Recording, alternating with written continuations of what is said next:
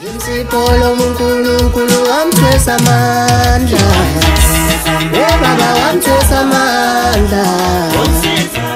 Abagulayo nabahlupheki wona wesondela. Ningizimu Africa worldwide umhlaba wonke jikelele lelibingelela kakhulu ishide lemhlophe MC Pholobas umfana kaMamthandi. Silakwa siyaviva TV1 kwisikhondla sikamabona kude wakho othanda ngendlela eyisimanga. Angihambi ke ngedwa ngihamba nodokotela omkhulu.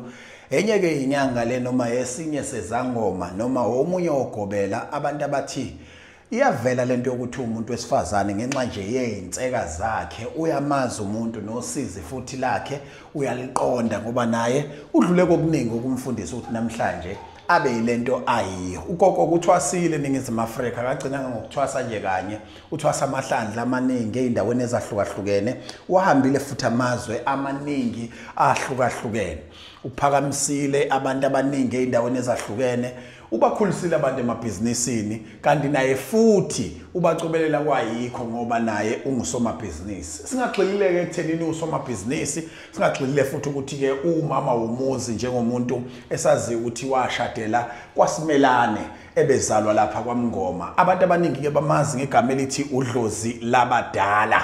Isangoma ke saziwayo endaweni yase-Adams Mission.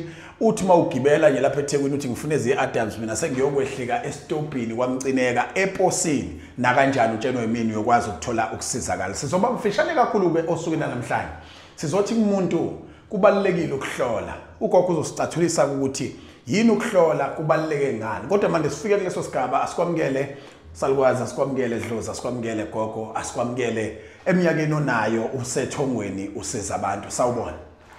Yabingelela kakhulu Ningizimu Afrika nonke umhlaba wonke amagumba amane omhlaba. Imini udokotela uMngoma uDlozi labadala. Cha ngiyanibingelela onyakeni ka25 sithi ke u25 sibonga ukungena sibonga uNkulunkulu kulabo abagcinile kwazi kwashaya lesikhathi sokuthi siphinde futhi sibonane. Cha ngiyanamukela empilweni uNkulunkulu asigcine kuze kuyophela unyaka njengana ngonyaka odlule. Ngiyabonga baba Mapholo. Sicathulise Dlozi yini ukuhlola makuhlukene sithathu sibeke. Thokoza baba. Ukuhlola ukuthola inkinga zakho kona osukuzazi ngizosho nje ngicacisa ukuthi umuntu uyakohlola akekho umuntu uyakohlola esuke engazi ukuthi mhlambe kwenzakalani egazini kodwa inkinga usuke engazi ukuthi lokho kwenziwa yini.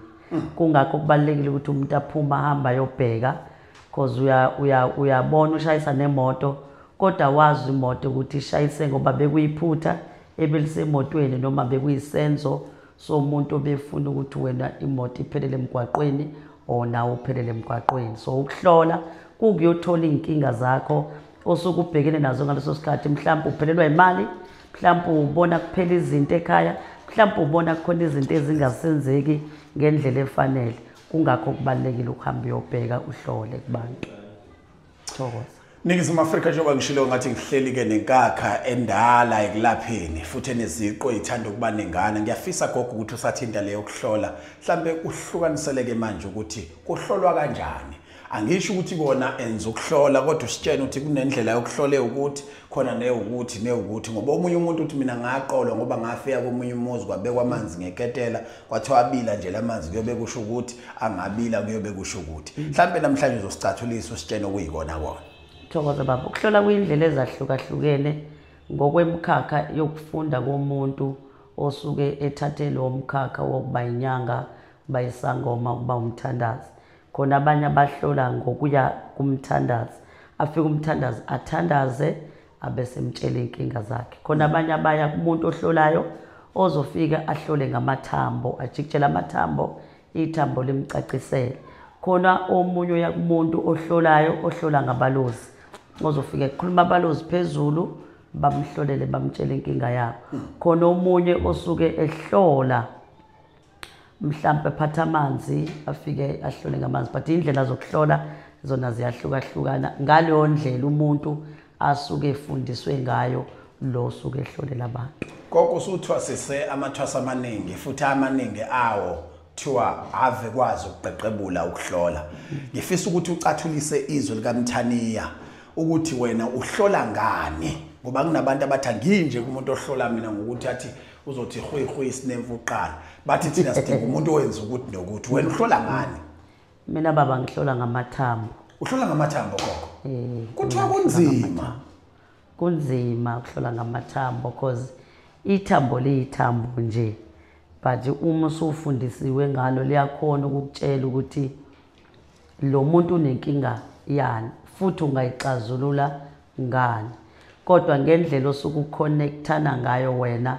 nalamathambo akho mina ngihlola ngamathambo kodwa uthwase ngibathwasisile angibahlolisi ngamathambo because ngisuke ngifuna ke bavuthwe ekuhloleni because ukuhlola kuyenzeka ukuthi mhlambe namhlanje uthi uzolipolisha ithambo labantu abadala makudinwa idlozi lakho ithambo uthi uyalithiktshela lingasebenzi lo linyuvesi ithambo usengahluleka ukuhlolela umuntu kodwa ma ungamfundisa ngoko fonda kwasentwasweni lo muntu uzophuma ekwazi ukuhlola ngethambo bese kuukuthi idlozi lakhe liyakwazi ukumkhombisa amathambo sometimes aphuma olwandle ucosha ithambo uphinde futhi ngelinye ilanga ucosha ithambo sometimes uphupha amathambo awumane nje kuvele kuthiwa sewuhlola ngamathambo kodwa kuba nezinto zokuthi lo wamkhulu o lo wagogo owangena kuwo uye ofuna ithambo ukuthi wena ubhule ngethambo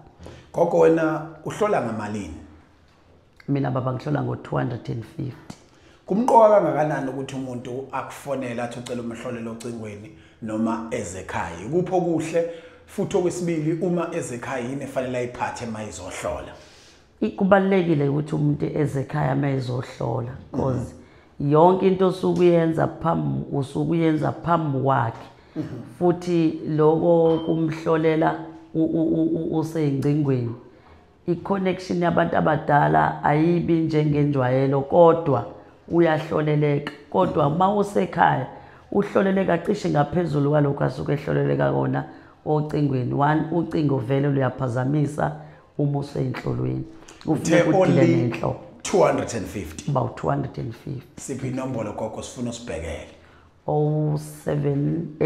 078 544 17 36 asiphinde 078 544 17 36 gogo njengomuntu othwasisayo umuntu ethi ngifuna ukuzeqa zonke lezi ezinye igaba ngicela ungifundise ukuhlola kuphela uyakwamukela yini ukuthi azofunda ukuhlola kuphela umuntu engathwasa akafune yonke lento ekuthiwa iyenziwe entwasweni cha baba ngikwazi okay ngamanye amazwi gogo ngifisa usicathulise ukuthi kubaluleke ngani ukuthi ukuthwasele kwabona ukuhlola uqale lapha ya lo muntu osuke ehlolela abantu usuke nesiphiwo lo ufuna ukuhlolela abantu enganasi isiphiwo uyangididisa mefuna ukweqa ngoba ukuze uhlolela abantu kunezinto ekufuneka zenzeke zabantu abadala kuwena emzimbeni so uma usuzoqhamuka wena sewuthi ayingifuni ukusijomba isigaba sokuthwasa kodwa ngifuna ukuhlola mhlawumbe ungcono meya ngasendimeni yasesontweni ngoba esontweni somshaya simlume simgeve simenze yonke into mhlawumbe lo moya wakhe uzohlambuluke akhone ukuhlolela abantu kodwa nje mina uma enamadlozi efuna ukujomba angeke bhuti ngikwazi gogo siyazi ukuthi uyaphakamisana siyazi ukuthi uyathwasisana siyazi futhi ukuthi kuningi okwenzayo ukuthinta izinto zenhlanhla nebusiness kodwa kubona kwami ukuthi ngikukhulume uma ngingakunikeza umzuzu owodwa ngithi ake usichazele so ngathi ubiya isibaya noma wakhindlu yegogolozela ubeka lokhu uphinde ubeke lokhu uphinde ubeke lokhu ukusicacisela nje ukuthi lapha kwamakhosi Mngoma umandla kuziphi izinto mhlawumbe ezinhlanu nje ngiyazi awunakuyibala zonke eziningi njengomuntu oqeqeshiwe kodwa usibalele nje okumbala kule mizuzu emincane sinawo okokuqala nje engingakusho kubantu bakithi ukuthi isikhathi esikusona manje siyisikhathi sendlala abantu mabasukume bangagoqi izandla basukume bazama ukubamba amabhizinisi ngezandla lapha ekhaya siyakhona ukumsiza umuntu othi ngangi-rich sengaphelelwa into enganginayo. Ngiyakhona ukumvusa lo muntu aphile abuyele mhlambe ecishe esigabeni esifana nawe kade kusona ekuqaleni. Yes. Lapha yasidila kakhulu nabantu abathe babefelwa izinto kodwa kwathinteka kakhulu isipoko. Noma kwathinteka kakhulu into esibiza ngomdliwa ngolimi leSiswati. Okay. So ngokususa kwakhe lezo zinto omunye uthola ukuthi uyavuleleka ngokusuka kwaleya nto ebisimenza kudleka imali, kudleka impilo, kufa imoto, afelwe abantu, aphelelwe ikhaya, ahlukane nonkosikazi owahlukane nomkhwenyana. Sidila kakhulu nalezo zinto nezilwane ke. Angifuni ukungena kakhulu kulezi zabantu besifazane owazabantu besilisa abalahlekelwe abantu. But kubalekile ukuthi umuntu nomuntu njengoba siqala unyaka ahlambuluke igazi lakhe ukuze mayofuna umsebenzi akhona ukuthola umsebenzi. Kwazise kokho yabaningi into yokudoba umsebenzi. Thokoza ngenze njalo ba. Hayi ngufakazi lapho baningi bashaya ihlombe. Sikhumbuza inombolo kokho bese siphethe.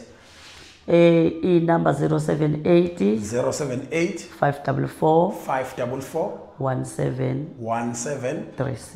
36. Kokho ngikuzwe uthi sasiphethe.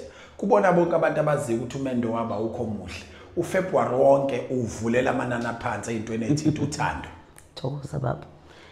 Kulabo abalahlekele khona asebesenkingeni kakhulu bamapholo abangena kuma divorce manje. But imshado yabo iyaphela.